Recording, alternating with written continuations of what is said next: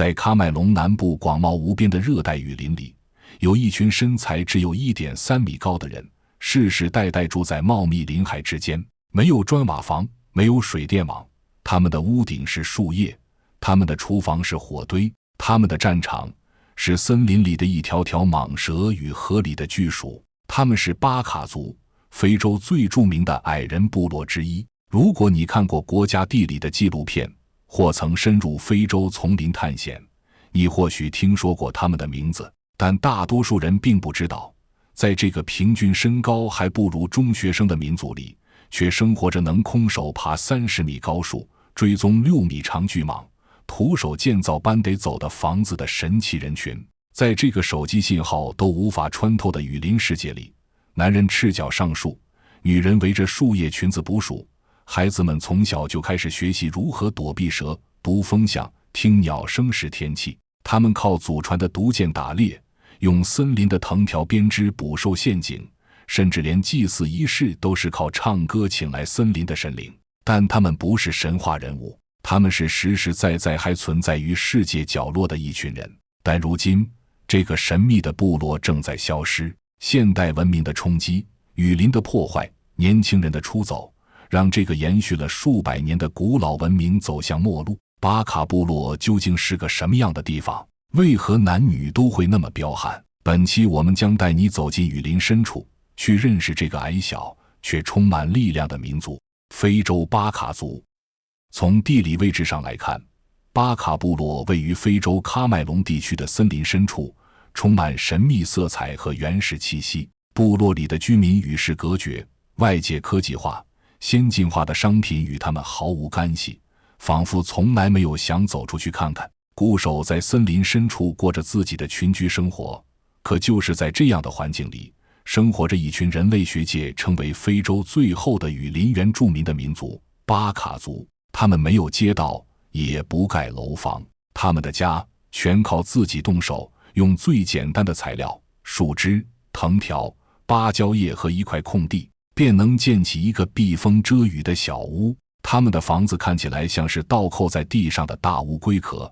高度只够一位成年巴卡人坐下，身材更高的人几乎无法直立。屋顶覆盖着厚厚的阔叶植物和藤蔓，中间用湿土和树皮加固，密不透雨却通风良好，能够抵御雨林里多变的气候。但别误会，这不是临时避难所，而是他们真正的家。不同于定居村落的生活方式，巴卡人是一种半迁徙式部落结构，他们一年会随着季节的变化，在森林深处反复迁徙，寻找狩猎资源、水源或更合适的定居地。一旦某个地点的猎物减少，或者土壤不再适合采集，他们便会收拾家当，拆掉房屋，再在新的林地建起另一个村庄。这些房屋的搭建速度惊人，10几个人只需几个小时就能搭起一个完整的雨林小村，10几座弯腰才能进的圆顶小屋，一堆中央火堆，一圈坐在藤条上的男女老少，构成了一个完整的家庭单位。白天，男人进林打猎，女人采集果实和药草，孩子就在林边玩耍，模仿大人射箭或攀树。夜晚来临，一簇簇火光在雨林深处点亮，伴随的不是电视和音乐，而是族人的合唱与鼓声，甚至还有用口哨模仿鸟鸣的节奏，仿佛整个雨林都是他们的。他们的世界没有墙壁，但却拥有比现代城市更强的边界感。外面是文明社会，里面是巴卡人熟悉的生存领地。有趣的是，虽然他们的房屋看起来非常原始，但在功能性上却是高效实用的生态杰作。房顶倾斜角度刚好可排雨，屋底铺有干草隔巢，入口处低矮有助防止蛇虫入侵。屋内无门，却因烟火终年不灭而避免蚊虫滋生。这些智慧不是来自蓝图设计，而是世代经验的积累。在巴卡人眼中，房子不是定居的象征，而是适时建造、随时放下的工具。真正的家是森林，是脚下的大地和头顶的树冠。这种对家的认知与我们所理解的拥有财产产权完全不同。巴卡人的家不在固定的位置上，而在他们与自然建立的关系之中。他们没有银行户口，但拥有熟悉每棵树的位置和每只鸟叫的能力。可问题是，这片森林正在变少，伐木公司、采矿设备、外来村民、边界公路一步步地切割着这片绿色土地，也撕裂着巴卡人用树枝搭起的家。他们还没来得及说再见，故乡就已经成了一堆碎屑和烟尘。在现代社会，人们往往将强壮与高大画上等号，但在非洲雨林深处的巴卡族，身高只有 1.3 米的男人却能像猴子一样攀上30米高的巨树，只为摘下一块蜂巢，也能和6米长的蟒蛇搏斗，只靠一把手工削制的短矛。这些看似不可思议的场景，在他们的世界里却只是再平常不过的日常。首先是最具象征意义的传统之一——爬树成年礼。在巴卡文化中，一个男孩要成为男人，必须完成一个艰难的试炼，赤手空攀30米高的直立大树，取下树顶的蜂巢或鸟蛋。没有安全绳，没有防护装备，只有用粗藤条缠紧腰腹，脚踩树干，像螺旋一样一点一点往上爬。森林里的树不是花园里的果树，而是笔直高耸、表皮光滑的参天热带乔木。树干直径达1人环抱，顶端几乎看不见阳光，风一吹就摇晃得厉害。攀爬过程需要不仅是体力和耐力，更是胆量和技巧。而就在数十米高空，他们还要面对另一项考验——野蜂的袭击。蜂蜜是部落的珍贵能量来源，但热带野蜂攻击性极强，年轻人必须忍痛不动摇，完成任务才算及格。一旦成功，他就能获得族中长老的认可，被允许参与成年男性的狩猎队伍，并有资格结婚。失败的人或跌落，或中途放弃，就只能留在孩童的行列，甚至可能终生无法娶妻。成年礼是残酷的，但也正是这种极限方式，锻炼出巴卡族与众不同的生存能力。他们的身高虽矮，但肌肉比例高，骨骼密度大，灵活程度远超普通人类。他们能在密林中奔跑，用鼻子辨别风向，通过脚步感知地面的震动，还能一口气潜入浑浊的河水中长达2分钟，徒手摸鱼。日常训练从小开始，5、6岁的孩子就学会攀树、设陷阱、识别食用植物和有毒蘑菇。他们不学字母表，但却能识别200多种植物的功能，哪种能治伤，哪种能醒脑，哪种能涂在箭头上成为致命武器。而这一切训练目的不是炫耀体能，而是生存。在森林里，危险无处不在，毒蛇、野猪、蜂群、河中鳄鱼以及麋鹿带来的致命威胁。如果不能凭一己之力辨别方向，寻找水源，捕捉猎物，就意味着淘汰。这些能力代代相传，是整个巴卡文化的底层基因。但值得注意的是，这些技能没有文字教材，没有老师讲解，完全靠口耳相传与亲身体验。这也意味着，一旦下一代不再生活在森林中，这些技能将不可逆地失传。现在，部分年轻人开始羡慕外界、电视、手机、城市工作，他们希望逃离树上蜂巢与泥地陷阱，却往往进入另一个陌生而冷漠的社会，读不懂的字和挣不到钱的工作。而他们身上那些矮小却强大的传统本领，在城市里什么也不是。曾经让他们在雨林中无敌的身体和智慧，在现代社会中变得无用且多余。于是越来越多的长老开始焦虑，如果没有猎人，谁去追踪象群？如果没有爬树的人，谁来采蜜？如果没有成年礼，这个族群还剩下什么？在巴卡人的世界里，没有什么比猎人更值得尊敬。这个称号不仅代表力量与技巧，更是一种象征。谁能为族群带回猎物，谁就能赢得女人的青睐、孩子的崇拜、族人的敬仰。清晨的雨林尚未完全苏醒，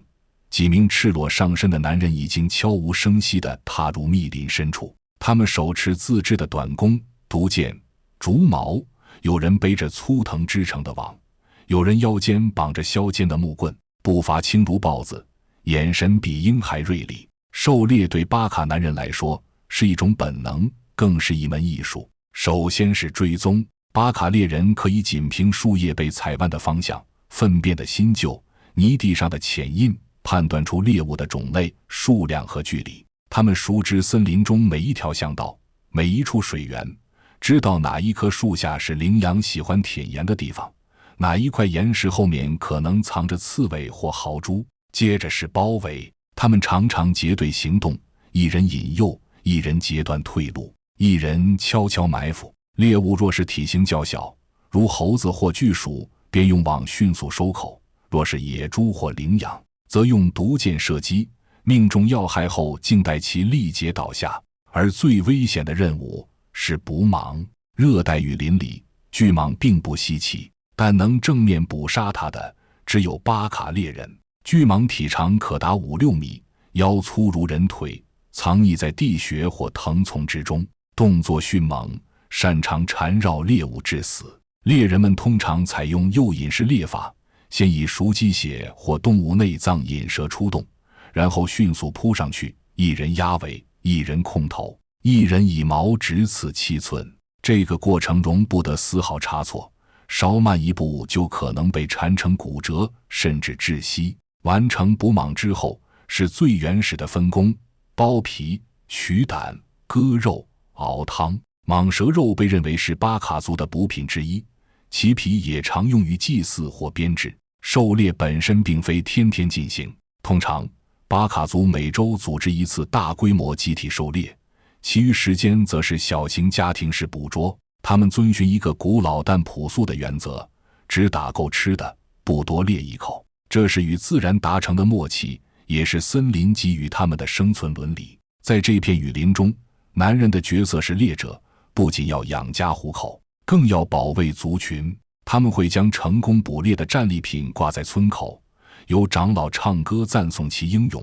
也会在火堆旁向孩子讲述每次追踪的故事，传授经验。但这些故事正在变得越来越少。近年来，巴卡人狩猎的空间不断被压缩，森林被砍伐，保护区被划定，狩猎法令被颁布，他们赖以为生的男人战场变成了非法行为。许多猎人被迫转入黑市，或者退居山林深处，不再回村。可对那些仍坚守猎人身份的男人来说，哪怕森林越来越小，哪怕弓箭早已过时，他们依然要进山，因为在那里他们才能真正站得笔直。即便身高不满1.4米，也依然是部落中最强壮的脊梁。在外人眼中，巴卡女人看起来温顺而沉静，她们个子矮小，声音轻柔，走路悄无声息。但你若真正深入她们的生活，就会发现，在森林这个天然战场上，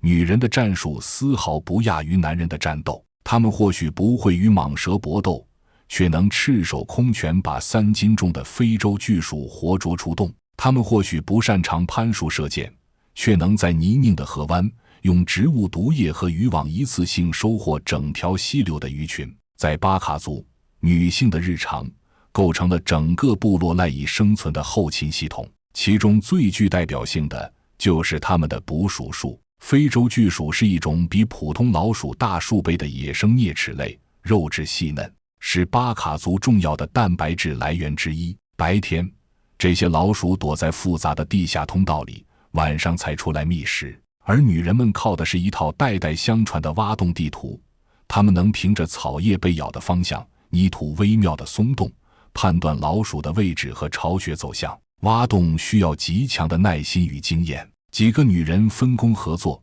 有的清除表层杂草，有的用木棍探测深度，有的在洞口点燃干草制造烟雾将老鼠逼出。被熏得受不了的巨鼠一旦逃出洞口，早有女人在一旁等候，用口袋一嘟，精准俘获。除了捕鼠，捕鱼也是他们的拿手绝技。巴卡女性的捕鱼方式完全不用鱼竿或渔网，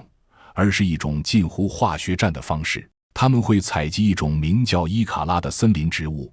其根部含有天然麻痹毒素，将其捣碎撒入小河或水洼中，等几分钟，水中的小鱼便开始翻白肚，缓慢漂浮。它们随后便跳入水中，用藤篮一捞就是一大把。这看似粗放，实则颇讲科学。他们知道这种毒不会长久残留，对人体无害，更不会污染水源。整个流程迅速、环保、高效，在雨林小溪中已被实践了上百年。他们还负责采集浆果、蘑菇、蜂蜜、药草，是森林里的天然药剂师和移动粮仓。他们认得数百种植物的功效，哪个可以止血，哪个能退烧，哪个能催奶，哪个能做燃料。与此同时，他们还要搭建房屋，照顾孩子，烧火做饭，甚至在男人狩猎期间守护整个村庄的安全。有时候外来访客惊讶地问：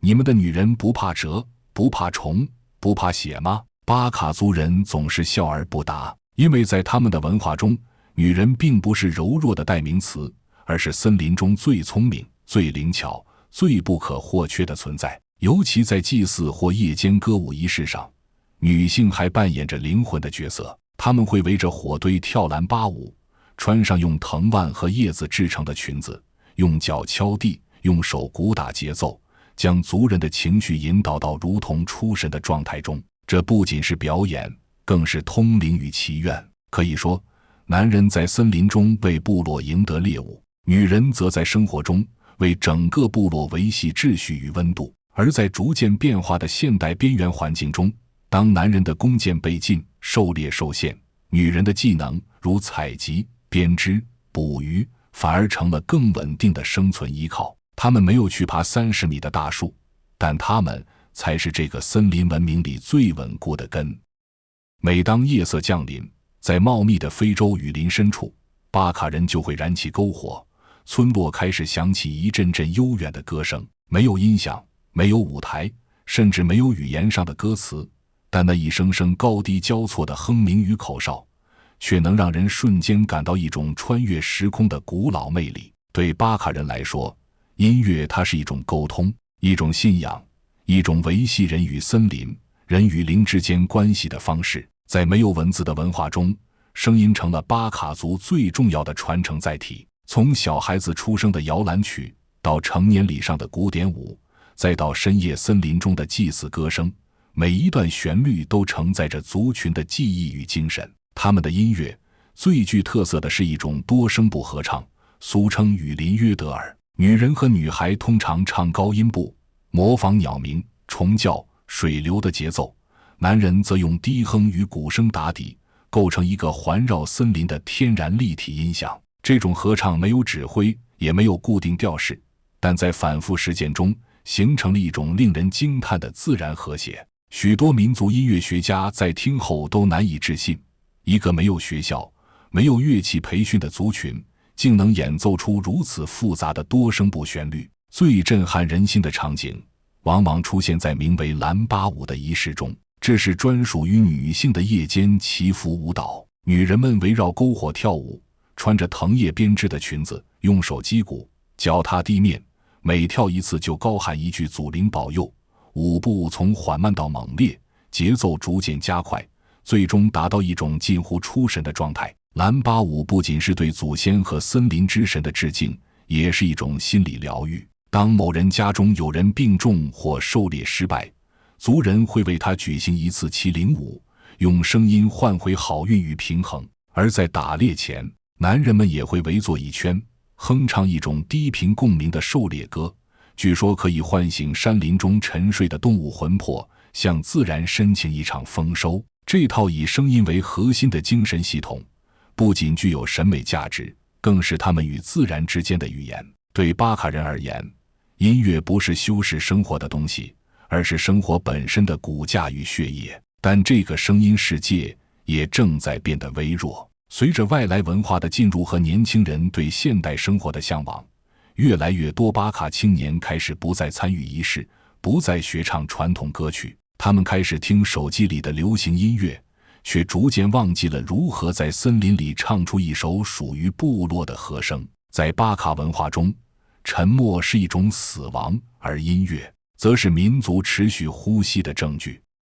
而过去10年，外来伐木公司以极低价格租用森林大块土地，机器轰鸣的日夜之间，百年老树成批倒下，动物惊逃，河水浑浊。巴卡人一觉醒来，原本熟悉的猎场变成了一片满是轮胎印的焦土。与此同时，大型矿业集团也盯上了地下资源，金矿、钽矿、钻石，吸引了成批掘金者进入雨林。而作为非法居住者的巴卡族，不仅无力阻止，还常常在无通知的情况下被驱逐。他们的房子被烧毁，陷阱被拆，打猎被罚款，甚至被拘捕。更残酷的是，现代法令开始将巴卡人最擅长的事情定义为非法，打猎成了偷猎，采集蜂蜜成了破坏生态，搭建棚屋成了违建。他们变成了自己祖先土地上的非法移民。有些年轻人选择离开森林，到城市找工作，却很快发现他们不会读写，听不懂法律术语，最后沦为劳工黑市里最底层的苦力，换来的只是低薪、辱骂和一身疲惫。也有的被城市文明迷惑，染上酒瘾、毒瘾，再也回不去森林，失去了自然的庇护。他们像离水的鱼，在沥青地上艰难喘息。与此同时，曾被他们视为信仰与尊严象征的技能猎弓、爬树、蓝巴舞也开始在年轻人中断代。祖先的智慧成了游客拍照时的表演，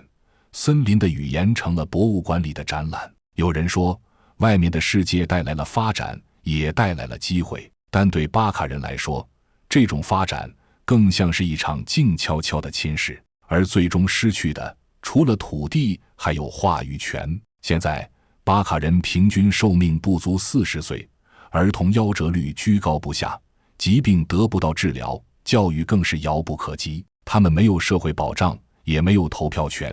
是国家系统之外的一块灰色存在。但即便如此，他们依旧固执地留在森林边缘，一边被驱赶，一边重建。房子拆了就再搭，猎区封了就绕远。他们始终不愿彻底离开这片森林，哪怕它已千疮百孔，哪怕它再也无法庇护他们如从前。在森林边缘的篝火旁，巴卡长老坐在自制藤椅上，身旁围着几名孩子。火光跳跃中，他一边捶着老旧的手鼓，一边唱着一首古老的起源之歌。孩子们听得聚精会神，却时不时偷偷低头看向手里的手机，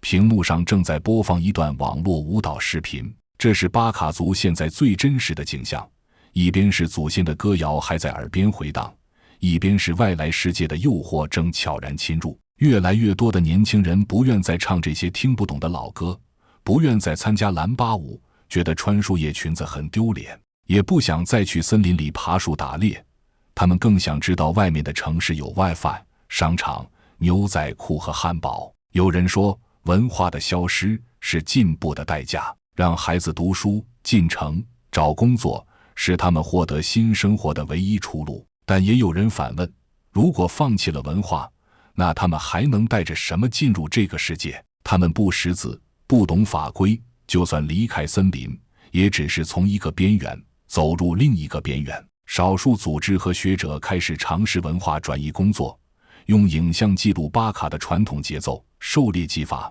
语言系统与舞蹈形式，在偏远地区开设森林学校，将巴卡智慧以口述与体验的方式教授下一代。甚至有民族音乐学者与巴卡青年合作，用电影改编传统合唱旋律，让古老节奏跳进现代节拍中。巴卡人曾被当作野人，被观光客围观，被政策忽视，被历史遗漏，但他们依旧用自己微弱的方式，在这片被砍伐的森林边保留着属于自己的节奏。他们也许会失去森林，但如果他们还唱歌，还跳舞，还记得哪个蘑菇能治发烧，哪种树皮可以做骨皮，那他们就仍然是巴卡人。也许未来的巴卡人不会再住树叶屋、穿藤万群，但他们可以用自己的方式告诉世界，我们来过，我们是雨林的一部分，我们的声音值得被听见。长视频制作不易，如果您还喜欢本期内容，欢迎订阅、点赞、转发，我们下一个视频会更精彩。